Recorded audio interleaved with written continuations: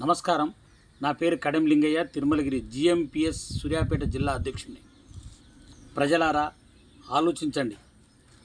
తిరుమలగిరి మండల కేంద్రంలో ప్రభుత్వ జూనియర్ కాలేజీ నిర్మించాలని 1994లో ఆనాడు తిరుమలగిరి గ్రామ ప్రజలు కొంత స్థలాన్ని సేకరించి ప్రభుత్వానికి ఇవ్వడం జరిగినది.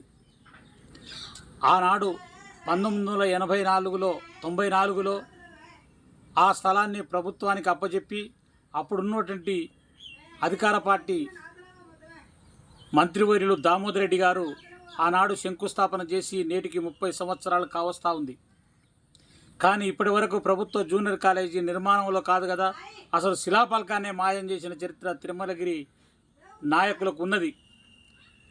ఆ రోజు తిరుమలగిరిలో ప్రభుత్వ జూనియర్ కాలేజీ నిర్మించాలి, ఈ ప్రాంత విద్యార్థులకు ఇబ్బంది అవుతుందని చెప్పేసి అఖిలపక్ష కమిటీల ఆధ్వర్యంలో, సిపిఎం పార్టీ ఆధ్వర్యంలో అనేక పోరాటాలు నిర్వహించినప్పటికీ కూడా ఇక్కడ ఉన్నటువంటి ఈ ప్రాంత నాయకులకు నిమ్మకు నీరెత్తినట్టనే లేదు.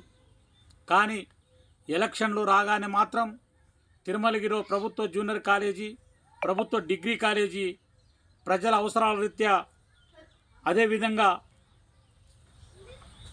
అనేక కార్యక్రమాలు నిర్వహిస్తామని చెప్పేసి వాగ్దానాలు చేస్తూ ఉన్నారు.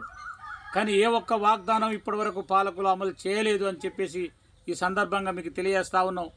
తిరుమలగిరిలో 100 పడకల ఆసుపత్రి, అగ్నిమాపక కేంద్రం లేదు.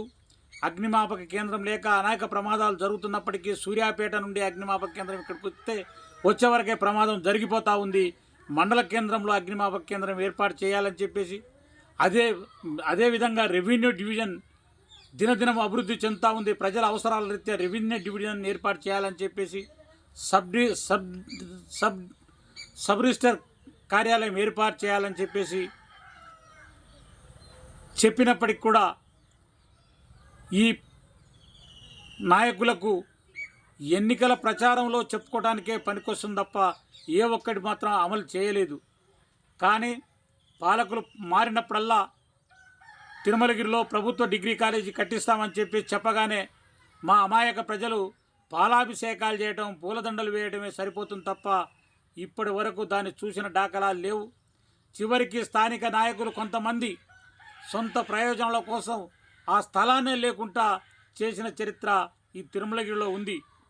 అందుకనే ఈరోజు సిపిఎం పార్టీగా దాని ప్రజాసంఘం జిఎంపిఎస్ జిల్లా అధ్యక్షునిగా నేను చెప్తా ఉన్నాను.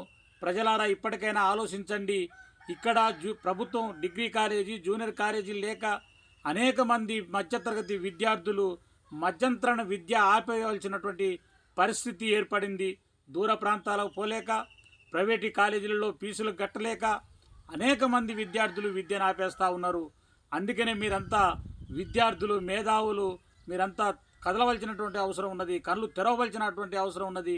మన అందరం కలిసి కట్టుగా పోరాటం చేసి ఈ ప్రాంతానికి జూనియర్ కాలేజీ, డిగ్రీ కాలేజీలు తెచ్చుకోవాల్సినటువంటి అవసరం ఎంతైనా ఉందని చెప్పేసి ఈ సందర్భంగా మీడియా ద్వారా మీకు తెలియజేస్తూ ఉన్నాం.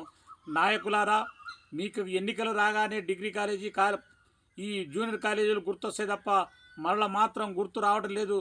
ప్రస్తుతం ఏర్పడినటువంటి ప్రభుత్వం నిన్నగాక మొన్న డిగ్రీ కాలేజీ ఇక్కడ తెస్తా ఉన్నాం, అయిపోయింది, శాంక్షన్ కూడా అయిపోయిందని చెప్పేసి ఇక్కడే నిన్నగాక మొన్న కూడా ఇక్కడ నుండి ఈ ప్రాంత ప్రజలు మళ్ళీ పాలాభిషేకం, పూలదండలు వేయడం జరిగింది. కానీ ఇప్పటి వరకు కాలేజీలు, స్కూళ్ళు స్టార్ట్ అవుతూ ఉన్నాయి. ఇంతవరకు డిగ్రీ కాలేజీ ప్రస్తావన కూడా రాకపోవడం శోచనీయం. అందుకనే తక్షణమే డిగ్రీ కాలేజీ, జూనియర్ కాలేజీలు ఈ ప్రాంతంలో ఏర్పాటు చేయాలని చెప్పేసి మేము జిఎంపిఎస్గా డిమాండ్ చేస్తూ ఉన్నాం. అందరికీ నమస్కారం, సెలవు.